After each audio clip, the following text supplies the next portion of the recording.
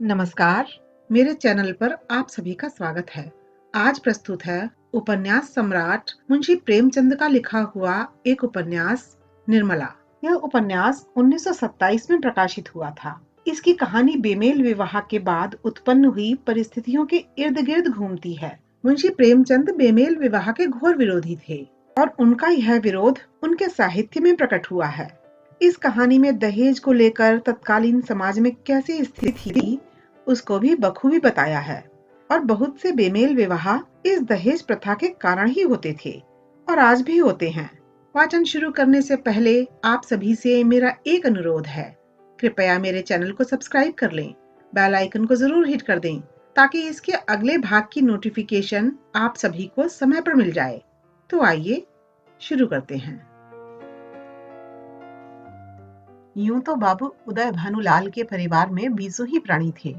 कोई ममेरा था, कोई फुफेरा, कोई भांजा था, कोई भतीजा, लेकिन यहाँ हमें उनसे कोई प्रयोजन नहीं।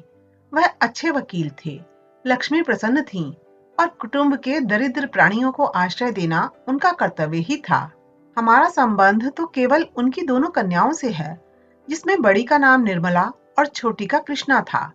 अभी कल दोनों साथ साथ गुड़ियां खेलती थीं। निर्मला का 15वां साल था, कृष्णा का 10वां। फिर भी उनके स्वभाव में कोई विशेष अंतर न था।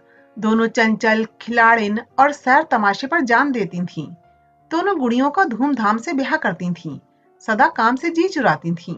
माँ पुकारती रहती थी, पर दोनों कोठे पर छिपी बैठी रहती थीं कि न जाने किस काम के लिए बुलाती हैं।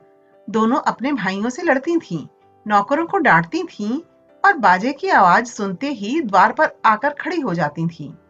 पर आज एकाएक एक ऐसी बात हो गई है जिसने बड़ी को बड़ी और छोटी को छोटी बना दिया है। कृष्णा वही है, पर निर्मला बड़ी गंभीर, एकांत प्रिय और लज्जाशील हो गई है। इधर महीनों से बाबू उदय भानुलाल निर्मला के विवाह की बातचीत कर रहे थे। आज उनकी मेहनत ठिकाने लगी है। बाबू भालचंद्र सिन्हा के ज्येष्ठ पुत्र भुवन मोहन सिन्हा से बात पक्की हो गई है। वर के पिता ने कह दिया है कि आपकी खुशी है, दहेज दें या न दें, मुझे इसकी परवाह नहीं। हाँ, बारात में जो लोग जाएं, उनका आदर सत्कार अच्छी तरह होना चाहिए, जिसमें मेरी और आपकी जगहसाई ना हो। बाबू उदय भानुलाल थे तो वकील, पर संचय करना न जानते थे। दहेज उनके सामने कठिन समस्या थी।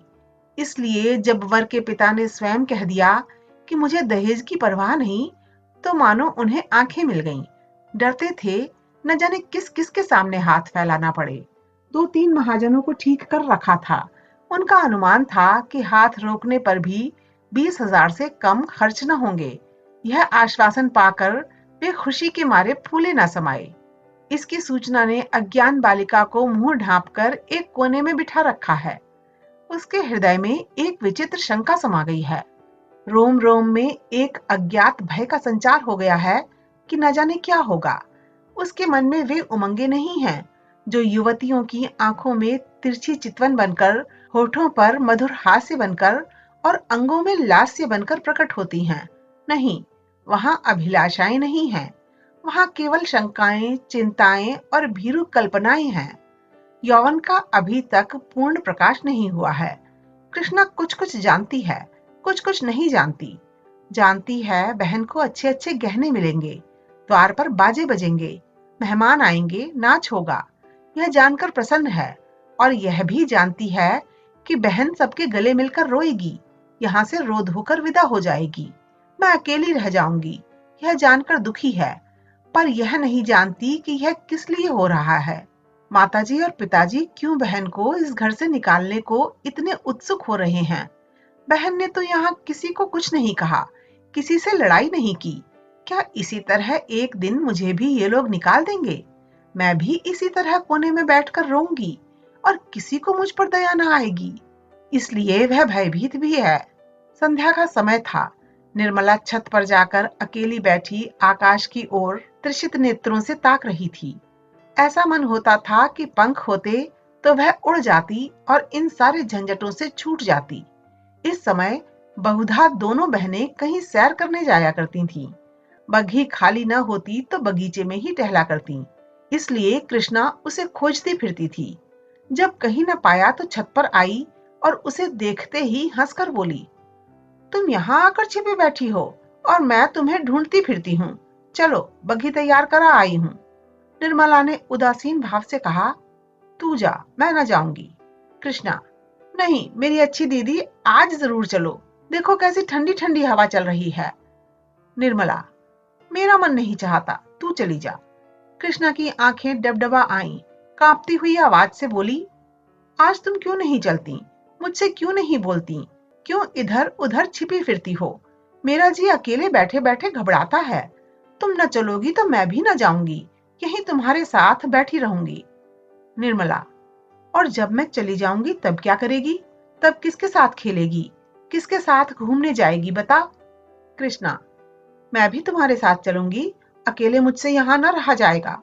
निर्मला मुस्कुराकर बोली, तुझे अम्मा न जाने देंगी। कृष्णा, तो मैं भी तुम्हें न जाने दूंगी। तुम अम्मा से कह क्यों नहीं देती कि मैं न जाऊंगी। निर्मला, कह तो रही हूं, कोई सुनता है। कृष्णा, तो क्या यह घर तुम्हारा नहीं है। निर्मला, नहीं, मेरा घर होता तो क्यों कोई जबरदस्ती मुझे निकाल देता। कृष्णा, इसी तरह किसी दिन मैं भी निकाल दी जाऊंगी। निर्मला, और नहीं, क्या तू बैठी रहेगी। हम लड़कियां हैं, हमारा घर कहीं नहीं होता। कृष्णा, चंदर भी निकाल दिया जाएगा। निर्मला, चंदर तो लड़का है, उसे कौन निकालेगा। कृष्णा, तो लड़कियां बहुत खराब होती होंगी। निर्मला, खराब न होती तो घर से भगाई क्यों जाती। कृष्णा, चंदर इतना बदमाश है, उसे कोई नहीं भगाता। हम तुम तो कोई बदमाशी भी नहीं करती। एकाएक चंदर धम धम करता हुआ छत पर आ पहुंचा और निर्मला को देखकर बोला, अच्छा आप यहाँ बैठी हैं, ओहो, अब तो बाजे बजेंगे, दीदी दुल्हन बनेंगी, पालकी पर चढ़ेंगी, ओहो ओहो। चंदर का पूरा नाम चंद्रभानु सिन्हा था। निर्मला से 3 साल छोटा और कृष्णा से 2 साल बड़ा। निर्मला, चंदर मुझे चिढ़ाओगे तो अभी जाकर अम्मा से कह दूंगी। चंद्र, तो चिढ़ती क्यों हो, तुम भी बाजे सुनना। ओहो, अब आप दुल्हन बनेंगी। क्यों किशनी, तू बाजे सुनेगी ना, वैसे बाजे तूने कभी ना सुने होंगे। कृष्णा, तो क्या बैंड से भी अच्छे होंगे। चंद्र, हाँ हाँ, बैंड से भी अच्छे, 1000 गुने अच्छे, लाख गुने अच्छे। तुम जानो क्या, एक बैंड सुन लिया तो समझने लगी कि उससे अच्छे बाजे नहीं होते।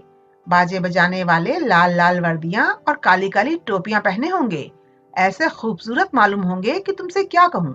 आतिशबाजियां भी होंगी, हवाइयां आसमान में उड़ जाएंगी और वहां तारों में लगेंगी तो लाल पीले हरे नीले तारे टूट टूट कर गिरेंगे, बड़ा मजा आएगा। कृष्णा, और क्या क्या होगा चंदन, बता दे मेरे भैया। चंदन, मेरे साथ घूमने चल तो रास्ते में सारी बातें बता दूं। ऐसे ऐसे तमाशे होंगे कि देखकर तेरी आंखें खुल जाएंगी। हवा में उड़ती हुई परियां होंगी, सचमुच की परियां। कृष्णा, अच्छा चलो, लेकिन न बताओगे तो मारूंगी। चंद्रभानु और कृष्णा चले गए, पर निर्मला अकेली बैठी रह गई। कृष्णा के चले जाने से इस समय उसे बड़ा क्षोभ हुआ। कृष्णा, जिसे वह प्राणों से भी अधिक प्यार करती थी, आज इतनी निठुर हो गई, अकेली छोड़कर चली गई। बात कोई न थी, लेकिन दुखी हृदय दुखती हुई आंख है, जिसमें हवा से भी पीड़ा होती है। निर्मला बड़ी देर तक बैठी रोती रही। भाई बहन माता पिता सभी इसी भांति मुझे भूल जाएंगे, सबकी आंखें फिर जाएंगी, फिर शायद इन्हें देखने को भी तरस जाऊं। बाग में फूल खिले हुए थे, मीठी मीठी सुगंध आ रही थी। चैत का विशाल मंद समीर चल रहा था, आकाश में तारे छिटके हुए थे। निर्मला इन्हीं शोकमय विचारों में पड़ी पड़ी सो गई और आंख लगते ही उसका मन स्वप्न देश में विचरने लगा। क्या देखती है कि सामने एक नदी लहरें मार रही है और वह नदी के किनारे नाव की बाट देख रही है। संध्या का समय है, अंधेरा किसी भयंकर जंतु की भांति बढ़ता चला आता है। वह घोर चिंता में पड़ी हुई है कि कैसे यह नदी पार होगी, कैसे पहुंचूंगी। रो रही है कि कहीं रात न हो जाए, नहीं तो मैं अकेली यहाँ कैसे रहूंगी। एकाएक उसे एक सुंदर नौका घाट की ओर आती दिखाई देती है। वह खुशी से उछल पड़ती है और ज्यों ही नाव घाट पर आती है, वह उस पर चढ़ने के लिए बढ़ती है। लेकिन ज्यों ही नाव के पटरे पर पैर रखना चाहती है, उसका मल्लाह बोल उठता है, तेरे लिए यहाँ जगह नहीं है, वह मल्लाह की खुशामद करती है, उसके पैरों पड़ती है, रोती है, लेकिन वह यही कहे जाता है, तेरे लिए यहाँ जगह नहीं है। एक क्षण में नाव खुल जाती है। वह चिल्ला चिल्ला कर रोने लगती है। नदी के निर्जन तट पर रात भर कैसे रहेगी, यह सोच वह नदी में कूदकर उस नाव को पकड़ना चाहती है कि इतने में कहीं से आवाज आती है, ठहरो ठहरो, नदी गहरी है, डूब जाओगी। वह नाव तुम्हारे लिए नहीं है, मैं आता हूँ, मेरी नाव में बैठ जाओ, मैं उस पार पहुंचा दूंगा। वह भयभीत होकर इधर उधर देखती है कि यह आवाज कहां से आ रही है। थोड़ी देर के बाद एक छोटी सी डोंगी आती दिखाई देती है। उसमें न पाल है, न पतवार और न मस्तूल। पैंदा फटा हुआ है, तख्ते टूटे हुए, नाव में पानी भरा हुआ है और एक आदमी उसमें से पानी उलीच रहा है। वह उससे कहती है, यह तो टूटी हुई है, यह कैसे पार लगेगी। मल्लाह कहता है, तुम्हारे लिए यही भेजी गई है, आकर बैठ जाओ। वह एक क्षण सोचती है, इसमें बैठूं या ना बैठूं। अंत में वह निश्चय करती है, बैठ जाऊं। यहाँ अकेली पड़ी रहने से तो नाव में बैठ जाना फिर भी अच्छा है। किसी भयंकर जंतु के पेट में जाने से तो यही अच्छा है कि नदी में डूब जाऊं। कौन जाने नाव पार ही पहुंच जाए। यह सोचकर वह प्राणों को मुट्ठी में लिए हुए नाव पर बैठ जाती है। कुछ देर तक नाव डगमगाती हुई चलती है, लेकिन प्रतिक्षण उसमें पानी भरता जाता है। वह भी मल्लाह के साथ दोनों हाथों से पानी उलीचने लगती है, यहाँ तक कि उनके हाथ रह जाते हैं, पर पानी बढ़ता ही चला जाता है।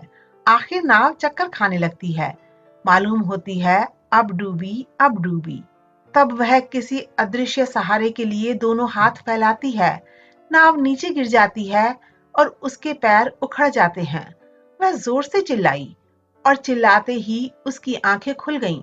देखा तो माता सामने खड़ी उसका कंधा पकड़कर हिला रही थीं। अभी आप सुन रहे थे मुंशी प्रेमचंद के लिखे हुए उपन्यास निर्मला का वाचन मेरी यानी अर्चना की जुबानी। आपको उनकी यह रचना कैसी लगी, कृपया कमेंट करके बताएं। अच्छी लगी तो लाइक करें, शेयर करें तथा यह भी बताएं कि मुंशी प्रेमचंद की अन्य कौन सी रचनाएं आप सुनना चाहते हैं। आपसे जल्द ही मुलाकात होगी इसके अगले भाग के साथ। तब तक के लिए धन्यवाद।